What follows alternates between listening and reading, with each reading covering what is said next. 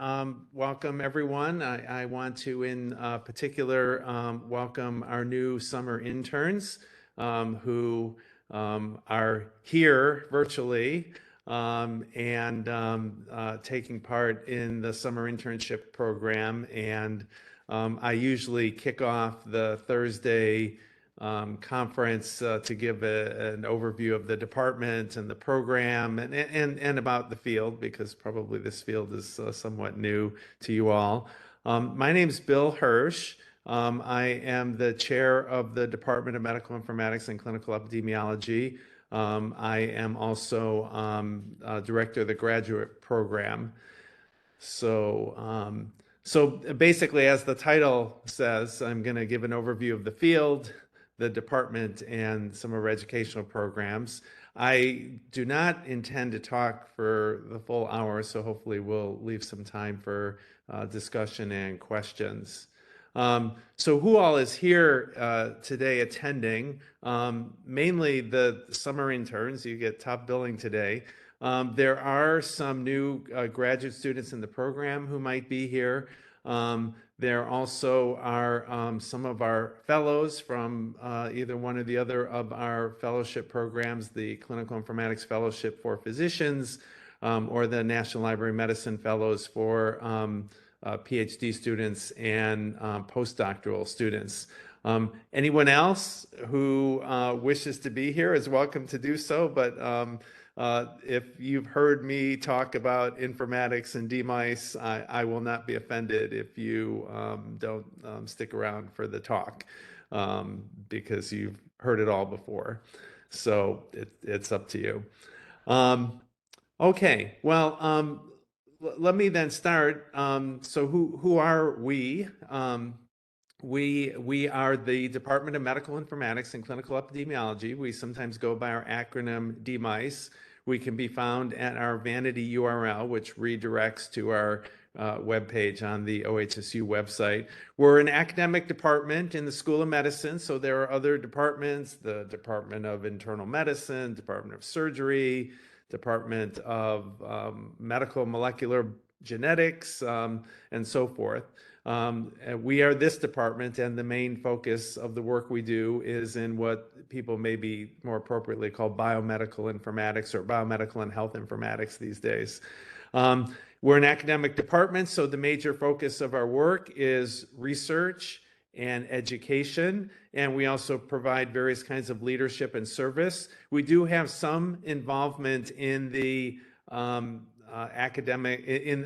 the operational side of OHSU in terms of the healthcare delivery system and so forth. But most of that work is done in other departments, and there are cross appointments and so forth. The focus of DMICE is more on the academic side of the field. So what is this field called biomedical and health informatics, or biomedical informatics, health informatics, or the acronym BMHI? And for the summer interns, what have you gotten yourselves into? So I get asked this question, maybe not as much as I used to. You know, in the early days, I got asked by my parents, what are you going off to learn, to study, or what do you work at? But anyways, so actually, I have a website that I keep. In fact, it has just been, I keep it up to date too. It features a bunch of information and a number of online lectures on different topics, short lectures that both kind of introduce the field and also introduce the technology that we use for a lot of the teaching that we do. And this too has a URL that redirects, but if you just into a browser type informatics.health, you will get to this website. I also keep a blog, and I write about various things related to the field, including defining what the field is. And back in 2009, I had the opportunity to write a paper that defined the field. And I called the field as being concerned with the optimal use of information, often aided by technology, to improve individual health, healthcare, public health, and biomedical research. So yes, we work with technology, we work with computers, we love working with computers. I have this cool new MacBook Pro that I'm sitting here with that I just got a week ago. But really the focus of what we do in our work in informatics is to do things that improve health or healthcare or public health, and those sorts of things. That's the driver of our work. In fact, our professional association, the American Medical Informatics Association, AMIA, describes informatics as the interdisciplinary field that studies and pursues effective uses of biomedical data, information, and knowledge for scientific inquiry, problem solving, and decision making. And then my italics, motivated by efforts to improve human health. So again, at the end of the day, our focus is on improving human health and healthcare delivery. The Accreditation Council for Graduate Medical Education also defines, it actually defines the field of clinical informatics. I'll try to distinguish what all these different areas within informatics are, but I think they have a good definition too. It's the field that transforms healthcare by analyzing, designing, implementing, and evaluating information and communication systems to, again, my italics, improve patient care, enhance access to care, advance individual and population health outcomes, and strengthen the clinician-patient relationship. And you can find more about these definitions at the links on this slide, which actually reminds me, don't let me forget, there's a PDF of these slides on my website, and I can paste the URL into the chat when we're finishing up the talk. Some additional perspectives on the informatics field. One comes from the State University of New York, Buffalo, where there was actually just a meeting held that some in the department participated in, just of this notion that informatics is the overlap of people, information, and technology. So technology is important, but so are people and information. A report in the early part of this century from the Institute of Medicine defined the core competencies for providing patient-centered care for health professionals.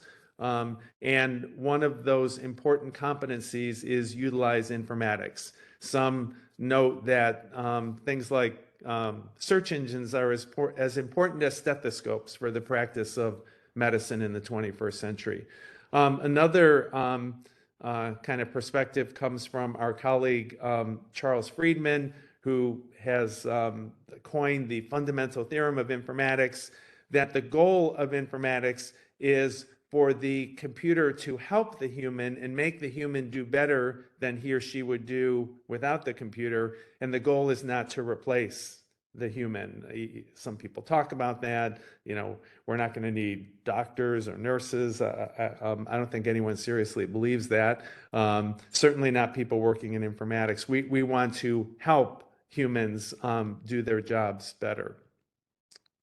Okay, so you hear all these different words in front of informatics. I sometimes call this the adjective problem because of the adjective of the adjectives that go in front of informatics. But if you look, if you start at the bottom, again, informatics is people plus information plus technology. There are other fields outside of biomedicine that use informatics. There's a field of legal informatics, chemoinformatics, there's a few others. But the most prominent use of informatics is in biomedicine and health. And then we span from the cell to the person to the population. So the term bioinformatics, which a lot of people use, sometimes inappropriately, because some people use bioinformatics to refer to all of this, biomedical and health informatics. But bioinformatics is more accurately focused on informatics applied to cellular and molecular processes. When we move to the person, that's when we get to the level of clinical, or sometimes people use the word medical. That word has kind of fallen out of fashion. And that kind of focuses on healthcare. It also focuses on consumers, consumer health informatics, wearables, websites, all that stuff. And then also the important area of looking at the population, and we tend to call that area of informatics public health informatics. There are some overarching areas. There's imaging informatics. Images can come from any of these. and we can support research through informatics from any of these. So although there is a subfield called clinical research informatics that tends to focus on, not surprisingly, clinical research and supporting it, including using data in things like electronic health records. I or other faculty in the department could give a lecture on each bullet on this slide. What are some of the applications? Probably front and center is the electronic health record, which is used by physicians, nurses, and others to document patient care, to keep a record of their care, to manage their care, and to do other things with it. And that the figure on the right, upper right, is a picture from the system that's used by the Veterans Administration, although that's being replaced by another system. But it gives you a nice kind of overview of the things you see in a medical record, although you can't read it too well on the slide. But things like notes for patients, lab results, appointments, vital signs, consultations, etc. Another important application is machine learning and artificial intelligence. Those have become very hot areas with advances in the science underlying them. Again, we could talk about that all afternoon. We also search for information. I'm sure probably all of you have done a Google search. But when we are searching for scientific information, we might consult other sources, although you can actually find some of those same sources through Google. But the PubMed system of the National Library of Medicine is a nice interface into the biomedical scientific literature. Decision aids, we create decision aids that patients use to help with shared decision making. Another important area is data standards, so standardizing the data so we can move it from one system to another. That has been a challenge in the past, and also so we can move on to the next bullet, which is reusing clinical data. So carrying out research on what's in the clinical data is a very important area now. And other areas like precision or personalized medicine, this notion of being more precise, particularly through the use of genomics to make decisions about care. And probably the area of medicine this is most advanced in is cancer. And the Knight Cancer Institute at OHSU is one of the leaders in this area. And then we do evaluation of all of the above. We not only develop these applications, we evaluate them, we see where they work and where they don't work, how they help people, how they potentially hurt people. In fact, there are applications in biomedical and health informatics that fall short, and some of the academic work in modern times is focused on trying to make these systems better. For example, electronic health records. Probably those of you who are young cannot imagine the days when you went to a doctor's office and they opened up a paper chart and they wrote in it. And there's all kinds of problems with paper charts. They're illegible, they get lost. But as we've discovered, there are also problems with electronic health records. They slow the work of clinicians down.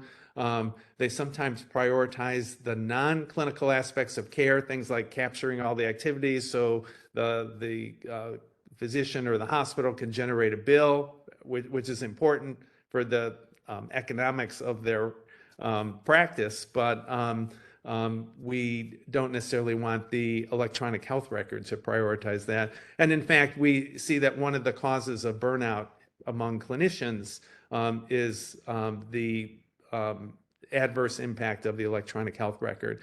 One of the problems that it really comes down to is that clinicians, when they want to, if you're taking care of a patient, you want to write the story. If you have a new patient coming to you, you want to read the story. But when we do work with data, it's much better if the data is structured and we can use that data for decision support, for research, for public health. So there's this tension, and there are technologies such as natural language processing that enable us to potentially move between the written word and the structured data, but this is a challenge for the field. I already mentioned about data standards and interoperability, systems that don't talk well to each other.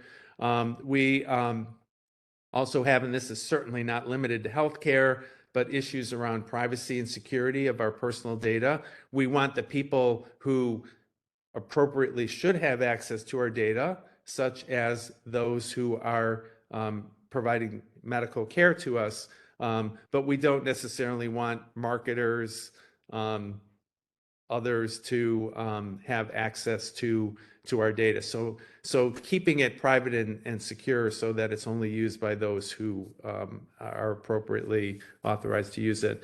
And then this new challenge we've discovered as we make more use of data, as we use that data to develop algorithms, oftentimes using machine learning, biases that either arise because the underlying data is biased, or that the algorithms are biased, or that the way we apply the algorithms are biased. Again, we could spend the whole afternoon talking about that topic, but I just did want to mention it because it is an important area in our field. So let me then shift gears to talk a little bit more about the department. As I already said, it's one of 26 departments in the OHSU School of Medicine. Our mission is to provide leadership, discovery, i.e. research, dissemination of knowledge, i.e. education, in actually the areas not only of biomedical informatics, but also clinical epidemiology, which is the second side of our department. They do different kinds of work, equally important and very successfully. And then I list the leadership of the department here myself, Dr. Shannon McWeeny, who focuses on bioinformatics and computational biology, Dr. Dorr, who focuses on clinical informatics, Dr. Eden, who is focused on the all-important issue of faculty development and promotion, and Dr. Morris, who is mostly focused in the area of clinical research and education and training around it. So we are a national leader. You can't go to U.S. News and World Report and, who are the leaders in informatics. Maybe someday you'll be able to do that. I don't know that would be a good thing. But clearly our program is nationally known. It's nationally, really internationally known and recognized. We are, for example, one of 18 programs that are funded by the National Library of Medicine with a training grant for PhD and postdoc students. We were among the first 4 programs to develop fellowships for the new clinical informatics subspecialty for physicians. There's now over 50 of these programs. We were among the first. We are a consistent recipient of research funding, which is obviously important if you want to do research. And our faculty are appointed to national leadership positions. They publish their work in high-profile scientific journals and other venues. And we also have an ever-growing and highly productive alumni. We have over 900 alumni of the program dating back to the first graduates in 1998. And many have leadership roles, heading departments, heading programs, working in industry and government and so forth. And the clinical epidemiology side of the department is similarly successful in the areas in which it works, which include areas such as evidence-based medicine, the production of systematic reviews, which are systematic reviews of scientific topics that bring together all the research, and the use of tools like meta-analysis that can combine multiple studies as if they were a single study. So a major activity of our department is our Biomedical Informatics graduate program. You can click on all these various links when I give you the PDF to the slides. The overall goal of the program is to train future professionals, researchers, and leaders, as we have been doing in biomedical and health informatics. There are 2 majors in the program that focus on different areas. I'll get to that in a second. And most education in informatics is at the graduate level. So, i.e., you need a bachelor's degree to start. We are starting to see some undergraduate programs develop, so bachelor's degrees in areas like health informatics, but that's still relatively rare. Most of the programs are at the master's or PhD levels. We have a diverse student body that fall into, you can slice and dice them in many ways, but we have kind of first career students who are those who are just getting started in the field, more likely to be full-time on campus, coming from a variety of backgrounds. And then we have a second group of people who want to change their careers into the field of informatics. These are mostly, although not exclusively, those from the healthcare professions, physicians, nurses, pharmacists, et cetera. They tend to already have jobs that they can't just pick up and leave, so they tend to be part-time students. They take advantage of our distance learning offerings, which we were doing long before the pandemic. So I mentioned that we have two majors in the program. The program was actually really at the very beginning was called Medical Informatics. It became Biomedical Informatics, but one of the majors we now call Health and Clinical Informatics, abbreviated HCIN. This is the original track of the program, and it focuses on informatics and applied data analytics in health, healthcare, public health, and clinical research settings. The Bioinformatics and Computational Biomedicine program, abbreviated as BCB, tends to be more focused on data science and related methods that are applied not only across the various omics, genomics, proteomics, the microbiome, but also imaging. And the BCB work is beginning to wend its way into clinical medicine and public health. And I think you'll see more of that over time. So the faculty and leadership of the educational program, I serve as the program director. I also head up the HCIN area along with Dr. Nicole Weisskopf, Dr. Shannon McWeeny. I should actually have Dr. Eilish Boudreau here as well on the BCB, heading up that part of the program, and Dr. Eden, who oversees the PhD program and progress of students that are on our National Library Medicine Training Grant. And more importantly, we have a large number of faculty, over 30, who teach courses, advise students, mentor them on projects, and so forth.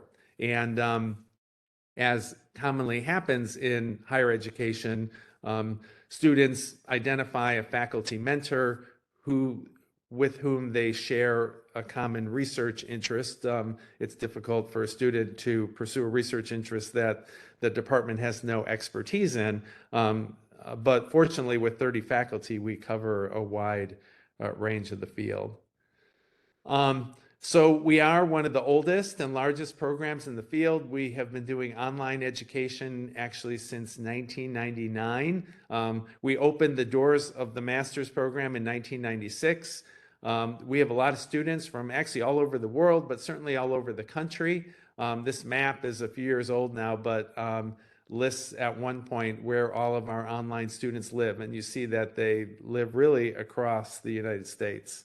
And in fact, internationally as well. We have had many international students in the department, not as much since the pandemic, but we've collaborated on educational projects with all of these countries, individuals from all these countries, Argentina, Singapore, the Middle East, Zimbabwe, Thailand, China, and so forth. We have awarded actually, the table needs to be updated with this year's graduates, because we're up to about 940 or so graduates in the graduate certificate, master's degree, PhD, and because HCIN has been around longer, it's a little bit larger. There are more numbers in that side. Our Students are highly productive. We don't spend a lot of time in our office these days, but right outside the door to my office is this bookcase that has some, although not all, of the master's theses and doctoral dissertations and so forth.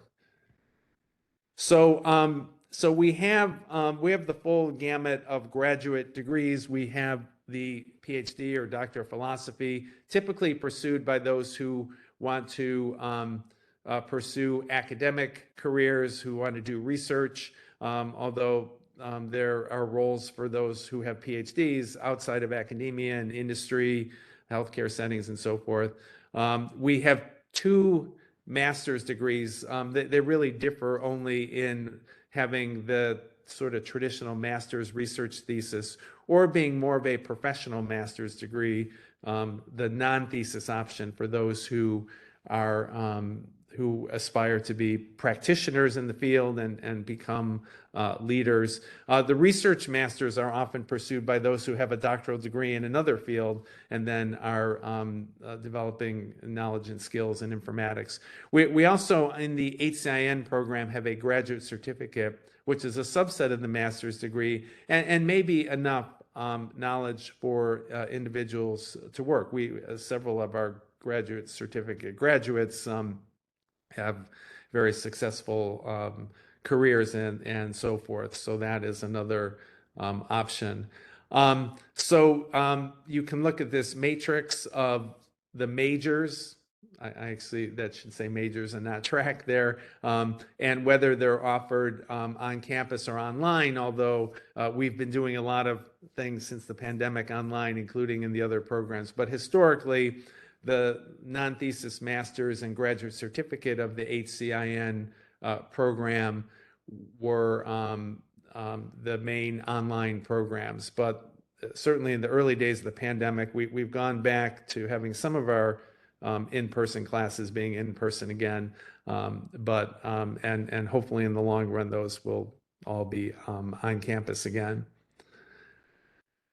So the curriculum for each program is organized into courses, and the courses then are organized into domains. And within each of these domains are required courses. There's also individual competency where you select from a list, and there are electives. And we call that overall core collection of courses the knowledge base. And so if you do the master's program, you do the knowledge base either with a thesis or with a capstone project in the non-thesis, and there is an option to do an internship. If you want to pursue a PhD, you also do the knowledge base, then you do additional advanced coursework, and of course the all important research dissertation. Another way to look at this is that we apply a building block approach, and there have been a number of people who have stepped through these different programs. I mean, you can actually enroll straight into our PhD program, but many people have started in the graduate certificate and then maybe moved into the master's, or started in the master's and then moved into the PhD. Again, in the master's degree, you pursue that knowledge base. The graduate certificate has a subset of that knowledge base, and then the PhD has additional courses, statistics, the ability to do mentored teaching, and then the all-important dissertation. Another way, in that paper I wrote on defining the field, I also came up with this figure just kind of showing the diverse inputs into biomedical and health informatics. People come from healthcare backgrounds, natural and life sciences, computer science, data science, health information management, other fields, and then you all get mixed together in the graduate program, and then people come out, and there's no single career pathway or career ladder in informatics. There's just these different pathways in this diagram, and there are some jobs that individuals end up in that are specific to what they came in with. For example, the position of Chief Medical Information Officer is typically a physician or maybe another clinician. But a chief information officer or a clinical informatics analyst or whatever, really people come from all kinds of different backgrounds. So, but people end up working in healthcare systems, in biomedical research organizations, in industry. We've certainly have plenty of graduates who've gone into industry or ending up in academia. Another way to look at informatics is to look at the work that those who define themselves as informatics professionals do. And our professional association, the American Medical Informatics Association, has done this workforce analysis, both for the health informatics field generally, and then looking also a second analysis looking more specifically at physicians in the clinical informatics subspecialty. Although one of the findings of this analysis was that there's a substantial amount of overlap. So whether you may do different things as a physician because you bring different knowledge with you, but you do a lot of the same informatics things. And so there are domains of knowledge, having fundamental knowledge and skills about health and healthcare and informatics, enhancing decision making, or if you look down to domain 2 under the clinical informatics subspecialty, improving care delivery, domain 3 around information systems, domain 4 around data. Interestingly, there was another analysis done back in 2009 where data was in the analysis, but it did not have the prominence that it has now. Data is so critically important in biomedical and health informatics, really in healthcare. And this workforce analysis kind of bore that out. You can actually go find these papers on the AMIA website, and you can actually see the specific tasks and knowledge and skills that are required for these different areas. And then the 5th domain is around leadership and professionalism. As in any health profession, or really any profession, things like professionalism are very important. There's a lot of professionalism issues as we work with data, how we interact with the public, with patients, with other healthcare providers, and so forth. One other question that you may have is, where does data science fit into all this?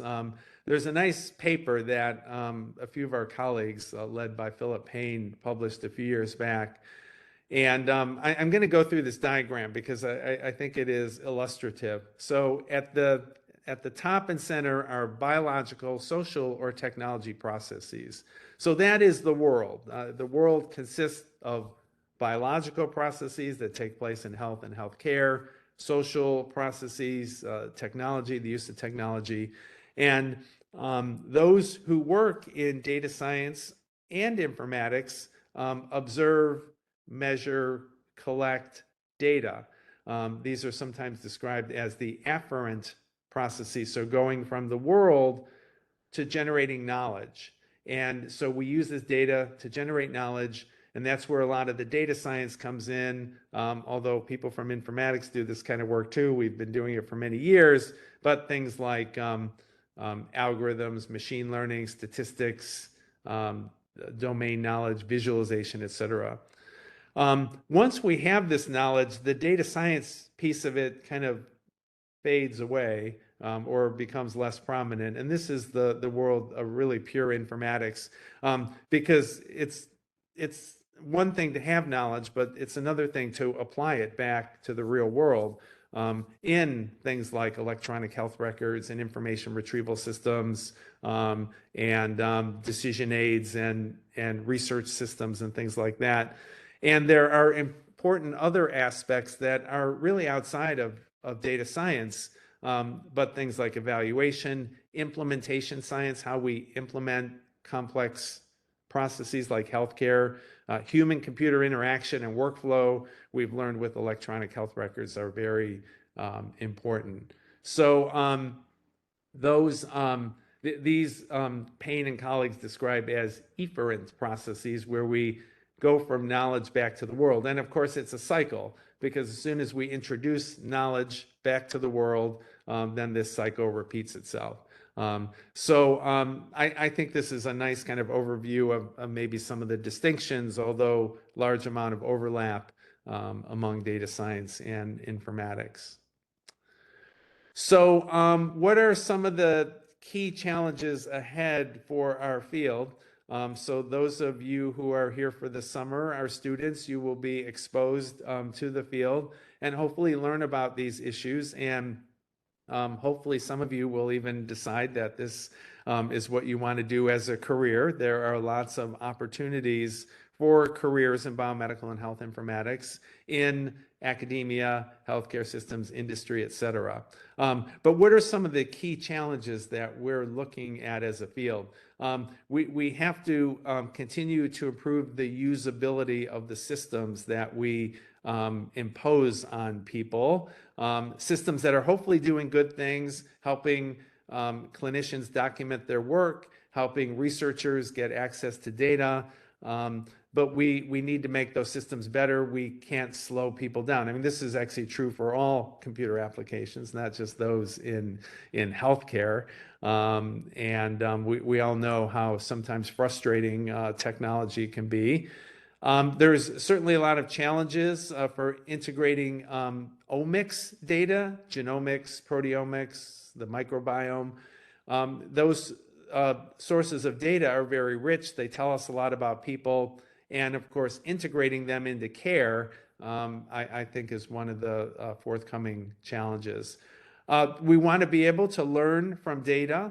We've certainly seen this in the pandemic, even though we've also learned in the pandemic that our data systems have been very imperfect. But data can teach us a lot. We can learn about causes of disease, risk of complications, treatments, and things like that. But it's imperative that when we do this, we must protect the privacy and security of the data and of individuals, and that we do not misuse the data. There's huge opportunities, although also challenges. A lot of the artificial intelligence that's being done is really more at this point in the laboratory stage. So people develop algorithms that can classify chest x-rays as good as radiologists, or read a pathology slide as good as a pathologist, look at an image of the skin and diagnose it as well as a dermatologist. But it's one thing to do that in the lab. It's another thing to figure out how we're going to actually implement that in clinical care. And also some of the algorithms that look at distribution of resources and things like that really have potential to cause bias, to be misused. And so it's very important that that we take AI out of the laboratory and study it in the real world, and then minimize any kinds of bias in the data, in the algorithms, and so forth.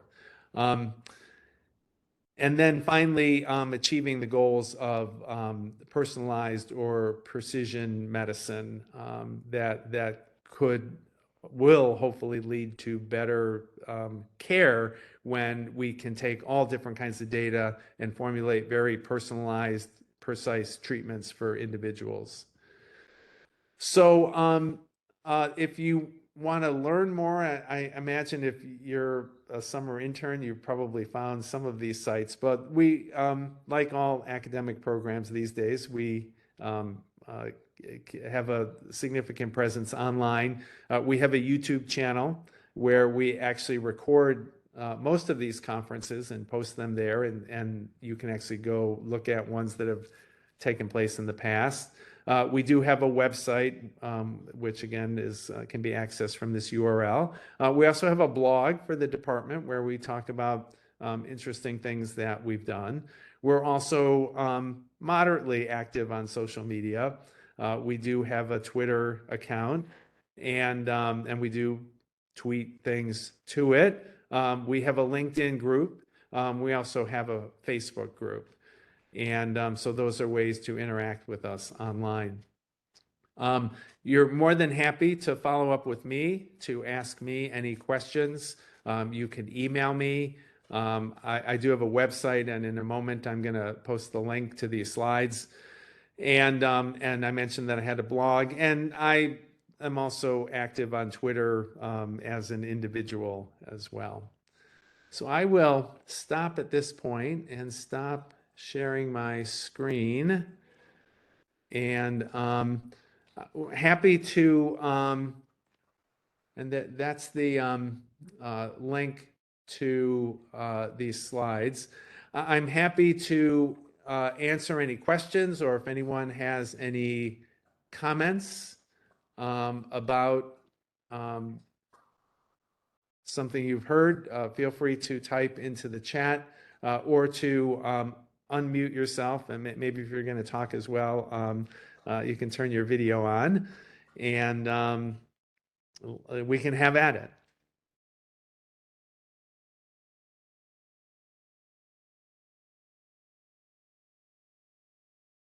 I see we mostly have our summer interns left. The others took advantage of my offer that they could not hear a repeat of my talk.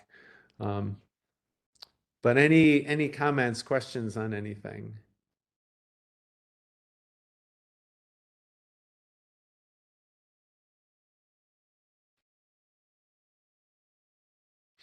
Okay, well, that's fine if there are none. Andrea or Lauren, are there any